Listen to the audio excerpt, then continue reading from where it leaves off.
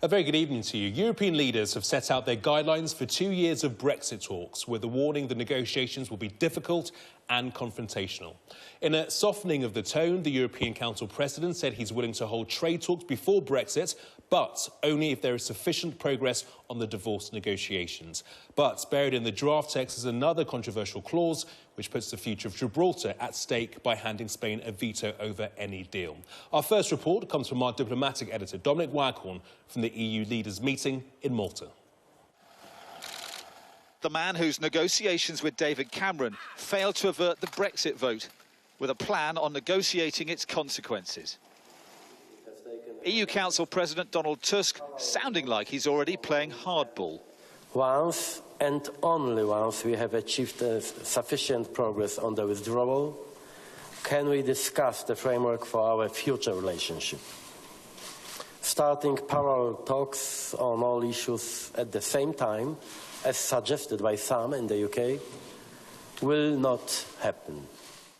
But this was a softening of the French-German position that withdrawal talks need to wrap up before trade talks between Britain and the EU begin.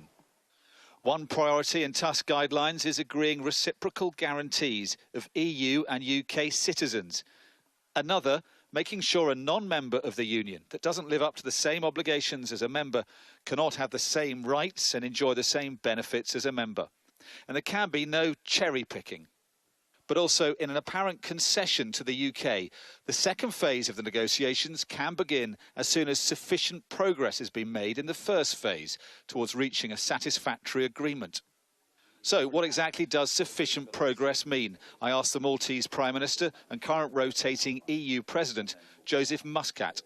First, we agree on the principles of the exit. Then, once the principles of the exit are agreed, we will start talking about the future relationship. But, and that's a very important but, the sufficient progress will be determined by the 27. That sounds like a stick, not a carrot. No, I think it's about negotiating. It's Freedom Day here, when Malta celebrates the moment the last British warship sailed out of its waters. Since then, the two countries have maintained close ties.